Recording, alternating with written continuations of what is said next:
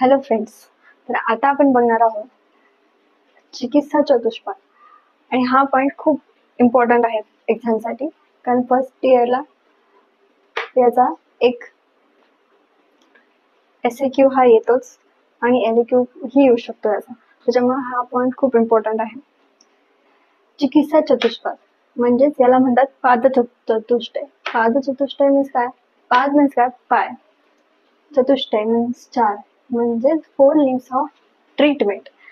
जे चिकित्सा आपण करतोय, आयुर्वेदामध्ये जी चिकित्सा सांगितली आहे त्याचे 4 प्रकार सांगितलेले आहे. म्हणजे 4 मेन त्याचे, लाईक आपण म्हणतो ना त्याचे स्तंभ असतात, आधारस्तंभ. तसेच हे पादचतुष्टय हे 4 लिम्स ऑफ ट्रीटमेंट सांगितले आहे आयुर्वेदाने. ते आता आपण बघू. भीषक द्रव्यान उपस्थिता रोगी पादचतुष्टयम चिकित्सस्य निर्दिष्टम प्रत्येकम ततः चतुर्मुना. की भीषक द्रव्य, उपस्थता, रोगी, पादचतुष्टय हे 4 पादचतुष्टय आहे आयुर्वेदात सांगितलेले. आणि याचे सुद्धा प्रत्येकांचे 4 गुण आयुर्वेदाने सांगितले आहे. म्हणजे की हे कसे असायला पाहिजे. भीषक म्हणजे वैद्य, औषध मीन्स आपण जे मेडिसिन देतो रोग्याला ती. परिचारक मीन्स नर्स किंवा जे वॉर्डवर असतात ते. आणि रुग्ण मीन्स ऑब्विसली पेशंट. तर हे 4 वैद्यकीयचे पादचतुष्टय आहे. आणि या प्रत्येकांमध्ये 4 गुण अवश्य असले पाहिजे असे आयुर्वेदाने सांगितलेले आहे. तर सर्वात पहिले आपण बघूया भीषकाचे गुण. म्हणजे जो वैद्य असतो, जो डॉक्टर असतो, तो कसा असला पाहिजे. आयुर्वेदाने ते आपल्याला याच्यात सांगितलं आहे. दक्ष तीर्थार्थशास्त्रार्थ दृष्टकर्मा सुचिर भीषक. म्हणजे काय? भीषक मीन्स वैद्य. वैद्य हा कसा असला पाहिजे? दक्ष मीन्स तो सदा ऍक्टिव्ह असला पाहिजे. तो असा लो किंवा असा मुरगळलेला असा हे नसला पाहिजे. तो प्रत्येक वेळी दक्ष असला पाहिजे. तो त्याचे सेन्सेस हे ऍक्टिव्ह असले पाहिजे प्रत्येक वेळेस. कारण त्यानेच त्याला समजेल की सपोज त्याच्याकडे एक रोगी आला आणि त्याला एखादा डिसीज आहे एक्झाम्पल, त्याला ते आयडेंटिफाय करता आलं पाहिजे ना की हा याला कोणता डिसीज होतो, त्याचे सिम्पटम्स ते सगळे माहीत करू. कारण जर त्याला काही माहितच नसेल, जर तो नीट लक्ष देत नाही, त्या तो रोगी सांगतोय पेशंट की मला हे होतंय, मला मळमळ होते, जळजळ होते छाती, तर त्याने जर लक्ष दिलं नाही वैद्याने, त्याला समजेल का की त्याला ऍसिडिटी होते का, त्याला अपचन झालंय, त्याला समजणार नाही. तर त्याच्यामुळे ते चुकीचा औषध देऊ शकतो. त्याच्यामुळे व्यक्ती स्वच्छ आणि पवित्र आपला भीषक असला पाहिजे, म्हणजे आपला वैद्य असला पाहिजे. असे हे 4 गुण आयुर्वेदाने भीषकाचे, वैद्याचे सांगितलेले आहे.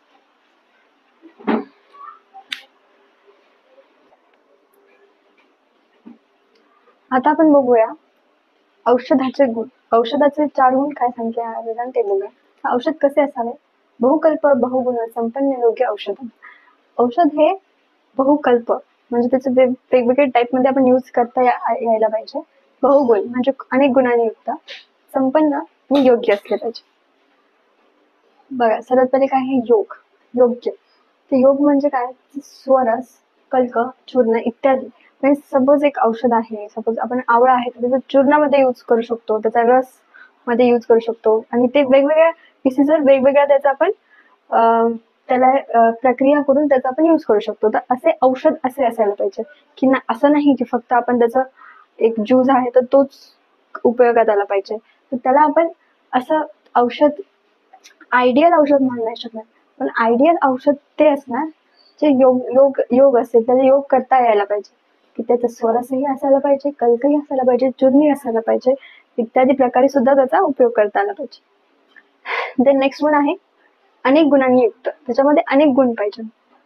म्हणजे असं नाही पाहिजे की एक औषधी द्रव्य आहे तर ते फक्त शीत आहे तर फक्त ते उष्णता कमी करण्यासाठीच युजफुल करायला पाहिजे, तसं नसायला पाहिजे. ते अनेक गुण पाहिजे त्याच्यात. आपण जे 20 गुण बघितले आधीचे ते असायला पाहिजे. त्याच्यामध्ये षडरस सुद्धा असायला पाहिजे, किंवा त्याच्यातले 2-3 तरी ऍटलिस्ट रस असायला पाहिजे.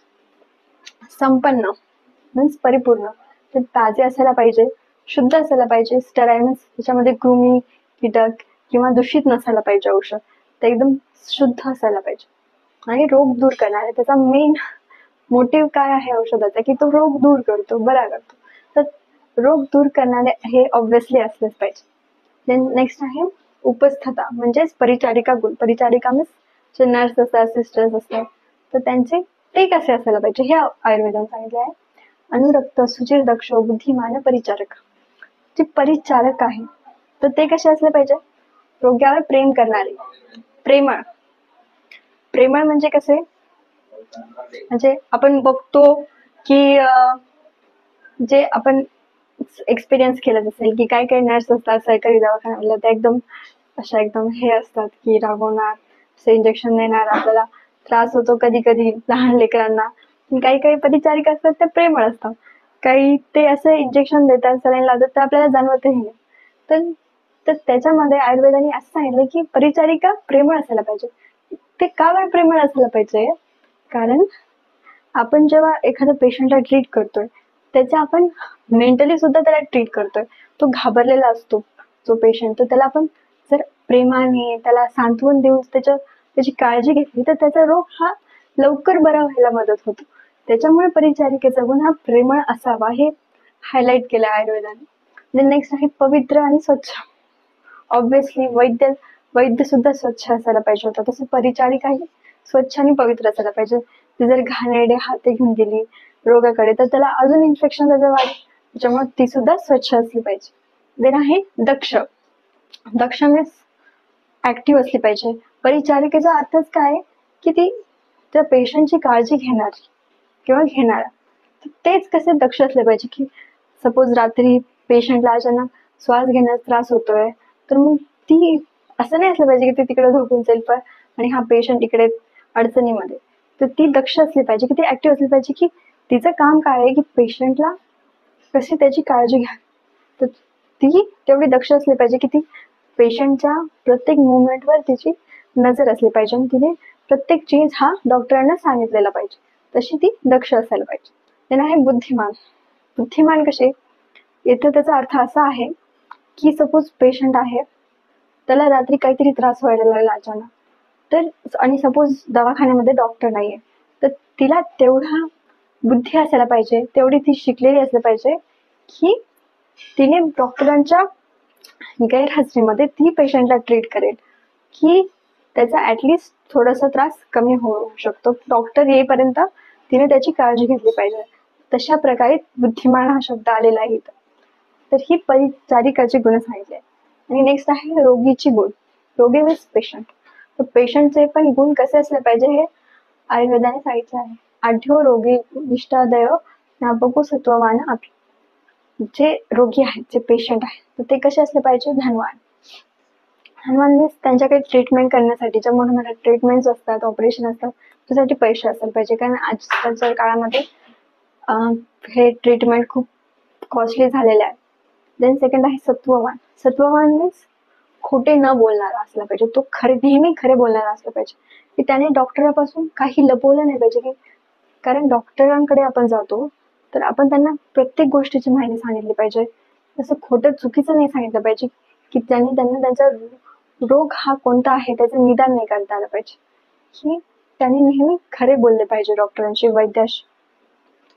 नंतर आहे धैर्यवान. धैर्यवान मीन्स का बरं धैर्यवान? कारण मेंटली स्ट्रॉंग. धैर्यवानचा अर्थ होतो की तो मेंटली स्ट्रॉंग असायला पाहिजे रोगी. कारण तो जर भित्रा असला तर तो डॉक्टरांना त्यांचं कामच करू देणार नाही ऑब्व्हियसली. तर तो इंजेक्शनला सपोज कोणता पेशंट घाबरतोय आणि इंजेक्शन त्यासाठी खूप इम्पॉर्टंट आहे, तर मग त्याला इंजेक्शन देऊ शकणार नाही डॉक्टर, कारण तो घाबरतोय, तो जातोय दूर दूर डॉक्टरांच्या. त्याच्यामुळे रोगी हा धैर्यवान असला पाहिजे, त्यांनी धैर्यवान बनवलं पाहिजे स्वतःला की तो ट्रीटमेंटसाठी तयार असला पाहिजे. आणि शेवटचं आहे ज्ञापक, म्हणजे खरी हकीकत सांगणार.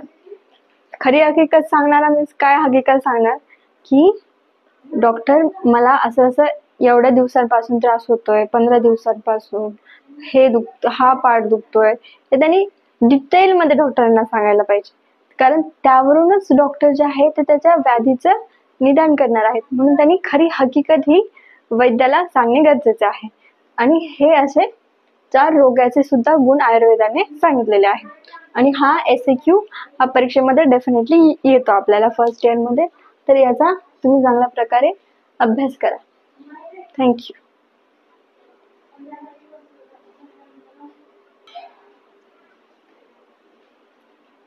आता आपण बघणार आहोत रोगी व रोग परीक्षा. याआधी आपण रोग बघितले, रोगी बघितले, चिकित्सा चतुष्पाद बघितले. आता आपण बघूया की जे रोगी आहे आणि जो रोग आहे त्याला झालेला, तर हे कसं आयडेंटिफाय करायचं, त्याच्या परीक्षा दिलेल्या आहेत. सर्वात पहिले बघू आपण रोगी परीक्षा. रोगी परीक्षा काय आहे? दर्शनम स्पर्शनम प्रश्न ही परीक्षेतस्य रोगीला. म्हणजे काय? रोगीची परीक्षा ही 3 प्रकारे करता येते. सगळ्यात फर्स्ट आहे दर्शन. दर्शन मीन्स ऑब्झर्वेशन. ऑब्झर्वेशन मीन्स काय? की रोगी आपल्याकडे येत आहे, ठीक आहे, आपण त्याला पहिले बघतो, त्याचे लक्षणे काय आहेत, आपल्याला जे डोळ्यावरून जे आपण बघून जे आपल्याला आयडेंटिफाय होतं, आपण जे डायग्नोज करतो, जसं सपोज त्याला असे पांढरे चट्टे पडले आहेत का, किंवा त्याची स्किन रेड झाली आहे का, किंवा येल्लोइश स्किन झाली आहे का, जसं जॉन्डिस मध्ये येल्लोइश होऊन जाते, नखे येल्लोइश होतात, तर हे कशावरून करतात? आपल्याला दर्शन परीक्षण.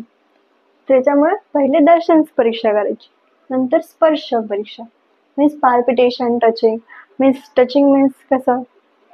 सपोज रोगी म्हणतोय की माझ्या हातामध्ये लागलेला आहे, मग आम्ही तिथे टच करणार, तिथे हे करणार की सेन्सेशन त्याला देणार, त्याला तिथे सेन्स होत आहे का नाही होत आहे, की त्याचे नर्व्स चांगले काम करत आहे की नाही, त्याला कुठे मार नाही लागलाय का, त्याला मुक्का मार लागलाय का, ते आपल्याला स्पर्शन करून. आणि पाल्पिटेशन, त्याचं पोटात दुखतंय तर तिथं पाल्पेट करणार आपण स्टमकला, की त्याचं पोटामध्ये काय आहे ते बघण्यासाठी. तर हे स्पर्शन परीक्षा. नंतर आहे प्रश्न परीक्षा means questioning and history test. Obviously हे सुद्धा इम्पॉर्टंट आहे, कारण प्रश्न परीक्षेमध्ये आपण त्याला विचारणार लास्ट की काय होतंय, मग तो डिटेलमध्ये आपल्याला सांगणार की इतक्या दिवसापासून आपल्याला त्रास आहे, हे आहे सगळं, ते प्रश्न परीक्षेमधून आपल्याला समजतं. तर अशी आपण रोगीची परीक्षा करू शकतो, आयडेंटिफाय करू शकतो. नंतर आहे की रोग परीक्षा.